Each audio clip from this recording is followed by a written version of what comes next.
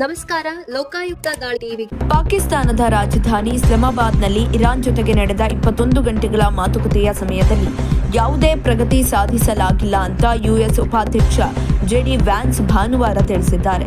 ಸುದ್ದಿಗೋಷ್ಠಿಯಲ್ಲಿ ಮಾತನಾಡಿದ ವ್ಯಾನ್ಸ್, ಇರಾನಿಯರು ತಮ್ಮ ಷರತ್ತುಗಳನ್ನು ಒಪ್ಪಿಕೊಳ್ಳದಿರಲು ನಿರ್ಧರಿಸಿದ್ದಾರೆ. ಒಳ್ಳೆಯ ನಂಬಿಕೆಯಿಂದ ಬಂದು ಒಪ್ಪಂದ ಮಾಡಿಕೊಳ್ಳಲು ಪ್ರಯತ್ನಿಸುತ್ತೇವೆ ಅಂತ ಅಧ್ಯಕ್ಷ ಡೊನಾಲ್ಡ್ ಟ್ರಂಪ್ ಹೇಳಿದ್ದಾರೆ.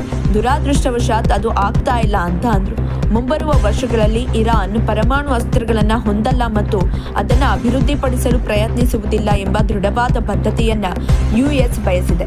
ಅವರ ಪರಮಾಣು ಕಾರ್ಯಕ್ರಮ ಮತ್ತು ಮೊದಲು ಹೊಂದಿದ್ದ ಪರಮಾಣು ಸಂಗ್ರಹವನ್ನ ನಾಶಪಡಿಸಿದ್ದೇವೆ. ಆದಾಗ್ಯೂ ಹೆಚ್ಚೆಚ್ಚು ಪರಮಾಣು ಶಸ್ತ್ರಾಸ್ತ್ರಗಳನ್ನು ಅಭಿವೃದ್ಧಿಪಡಿಸ್ತಾ ಇದ್ದಾರೆ ಅಂತ ತಿಳಿಸಿದರು. ಮಾತುಕತೆ ಫಲಿತಾಂಶ ಏನೇ ಆಗಲಿ ತಲೆಕೆಡಿಸಿಕೊಳ್ಳುವುದಿಲ್ಲ. ಅಮೆರಿಕ ಗೆದ್ದಿದೆ ಅಂತ ಡೊನಾಲ್ಡ್ ಟ್ರಂಪ್ ಹೇಳಿದ ಕೆಲವೇ ಗಂಟೆಗಳ ನಂತರ ವ್ಯಾನ್ಸ್ ಈ ರೀತಿಯ ಹೇಳಿಕೆಯನ್ನ ಕೊಟ್ಟಿದ್ದಾರೆ.